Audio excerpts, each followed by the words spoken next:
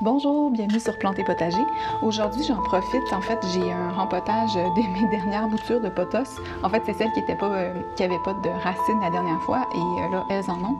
Donc, je profite pour vous donner un peu les astuces que j'utilise pour toujours avoir du matériel de récupération pour rempoter mes plantes. Là, c'est un potos, mais ça pourrait être n'importe quelle plante. OK, donc ce qui arrive avec ces beaux cache-pots-là, on n'appelle pas ça des cache-pots pour rien, c'est que ça cache les pots qui sont laides à la base.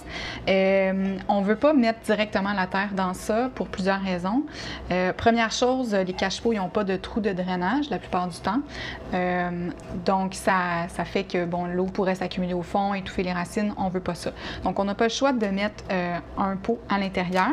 Et là, dans ce cas-là, j'avais trouvé à l'époque un pot de yogourt comme ça que j'ai coupé à la bonne hauteur et que j'ai réussi à rentrer dedans. Et ça fitait juste vraiment parfaitement. Donc, c'est vraiment de conserver des emballages, ceux que vous avez encore en tout cas, parce qu'on essaie d'en prendre le moins possible, mais c'est vraiment de conserver vos emballages puis de là jouer à OK, ça est-ce que ça fit? Ah non, ça fit pas. Ah lui, ça fit. Non, ça c'est sûr que ça va pas fitter. Et voilà. Mais là, le truc, c'est que j'ai percé des trous au fond avec un petit cure-dent comme ça, là. Je suis allée percer des trous. Voilà, pour que l'eau s'écoule, hein, parce que ça sert à rien de mettre un pot à l'intérieur d'un cache-pot si le pot, il n'y a pas de trou. Je veux pas que l'eau aille à l'intérieur, donc là, je suis allée essayer, bon, j'ai différents types de couvercles. Par exemple, ça, c'est les couvercles de pot maçon, les couvercles de wide mouth qu'ils appellent, et grande ouverture ou normale. Et ça se trouve qu'en fait, celui-là fonctionnait au fond. Voilà. Et je peux donc mettre ça à l'intérieur, et là, donc, je suis correcte. Ouais, c'est un petit peu, c'est limite, mais c'est bon. Donc, l'eau peut s'écouler. Si jamais je mets trop d'eau, je peux toujours enlever, vider, vider, et peut-être nettoyer ça aussi, enlever l'eau, et ça va être correct. Donc, ça en fait un. Souvent, ce que je me retrouve à faire, c'est de prendre un pot comme standard. Et là, ça ne fonctionne pas avec mon cache-pot parce que mon cache-pot est un peu bizarre. En fait, cette méthode-là, ça permet de prendre n'importe quel pot et transformer ça en cache-pot. Est-ce que ça, à la base, c'est un cache-pot? Probablement, mais ça pourrait être autre chose aussi. Donc, je le coupe à la hauteur qu'il faut. Je mets un petit net, là, le petit truc à moustiquaire. Oh, c'est ça, à l'intérieur, comme ça. Parce que là, lui, les trous sont vraiment énormes. Ça prend du temps. Hein? Déjà, il faut qu'on ramasse notre matériel, par exemple, des emballages de cuisine, des couvercles, tout ça. Pendant l'année, il faut qu'on y pense. Quand on a des matériaux comme ça, de ne pas les jeter. Par exemple, ça ici, ça, c'est une enveloppe. L'année passée, j'ai acheté des petits bulbes d'oignons. En fait, non, je pense qu'on me les a donnés, mais ouais, j'avais des petits bulbes d'oignons. Puis là, j'avais ça, je suis comme, c'est pas super, tu sais, c'est pas des petits trous, là, mais ça peut quand même servir à retenir la terre. Fait que je les ai gardés. Et là, bon, je sais plus. En tout cas, en les découpant, là, je peux faire des cercles et les mettre au fond de mes pots s'ils ont des très gros trous. Par exemple, celui-là, hein, la terre pourrait vraiment passer au travers. Donc, que ce soit du tissu de moustiquaire ou encore d'autres trucs comme ça. Ou encore, j'ai trouvé aussi que, vous savez, sur des sacs de patates, je ne sais pas en France c'est comme ça, mais ici, quand on achète des sacs de patates, il y a toujours une section, bon, j'ai de la difficulté à l'enlever, là, mais toujours une section comme pour nous permettre de voir les patates au travers. Bon, bien, si on la détache du sac de patates qui est en papier, bon, déjà, le sac de patates, on peut le composter ou le recycler. Mais ça ici, je trouvais que ça faisait vraiment un bon tissu pour retenir la terre encore là. Fait que ça pourrait être mis comme au fond du pot. Puis ça empêche que les morceaux de terre aillent au fond.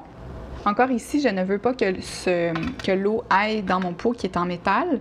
Donc, je vais aller prendre, j'ai trouvé un couvert qui fonctionne. Il faut vraiment en avoir plusieurs. Quand vous avez plusieurs de chacun, là, il y a des bonnes chances que vous trouviez quelque chose qui fonctionne parfaitement.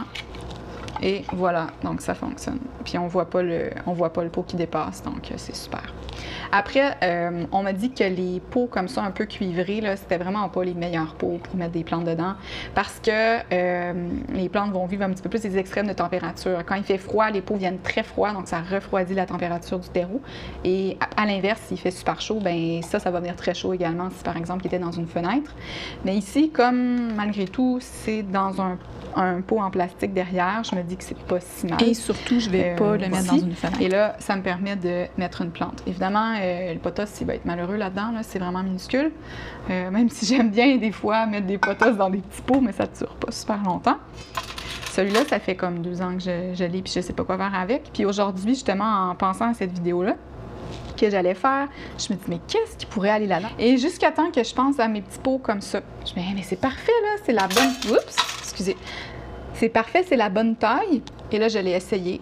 Et là, c'est de la magie. Je vous jure, là, on dirait que ça a été fait pour ça. Fait que, mettons que je le mets comme ça.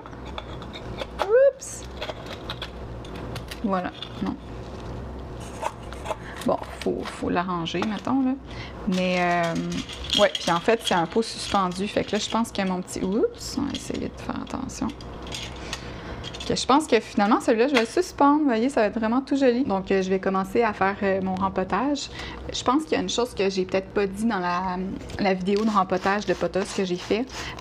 La première chose, c'est que si vous voulez garder votre terre, votre terreau de rempotage humide, il faut vraiment le mettre dans un contenant hermétique. Moi, je ne l'ai pas fait l'an passé, il me manquait de couvercle et bon, voilà, ma terre est complètement sèche. Donc, ce que je fais, c'est que je la mets vraiment au lavabo, je vais prendre de l'eau, je vais l'arroser vraiment en profondeur et je vais laisser ensuite le terreau absorber l'ensemble de l'eau parce que quand on fait juste arroser, en fait, ça passe au travers du terreau, ça s'en va dans le fond et il y a encore des sections là, qui sont sèches. Si on laisse longtemps imbiber l'eau, l'ensemble du terreau va être humide et là, ça sera prêt pour le rempotage. Donc là, j'ai des boutures un peu hétérogènes, si on veut. J'en ai comme ça, mais j'en ai par exemple des un peu plus grosses. Donc, pour être certaine d'aller les mettre bien au fond du pot, je vais vider ma terre. Comme ça. Hop là. Ouais, presque. Et puis, je vais aller placer les feuilles comme ça au fond du pot, un après l'autre, puis après, je vais remettre la terre. Le truc, c'est que c'est quand même pas un très gros pot là, pour un plant de pothos. Je sais que je vais avoir à le réempoter quelque part éventuellement, mais je trouvais ça marrant un peu d'essayer avec ce pot-là, puis je me dis en plus, celui-là, je pourrais le suspendre, donc pourquoi pas. L'autre chose auquel je fais attention, là, je sais que j'ai déjà parlé de réempotage de pothos, là, mais j'essaie déjà que les feuilles soient comme vers l'extérieur, comme ça. Et après, je vais faire en sorte de les regrouper un peu dans le milieu. Ça évite que ça ait l'air fou. Comment vous expliquer? Ça a l'air moins fou d'avoir comme un petit paquet de feuilles ensemble, puis éventuellement, ils vont prendre l'expansion dans le pot, que d'avoir comme une feuille à chacune des extrémités du pot, puis rien dans le milieu. Donc, on essaie de les regrouper un peu. Et là, après, je vais aller mettre la terre de chaque côté, comme ça. Bon, et là, juste pour la blague, c'est vraiment de la récup parce que pour le coup, j'ai pas de pelle ou quoi que ce soit. Moi, je prends des cuillères pour faire mon rempotage. Donc voilà, ça donne à peu près ça.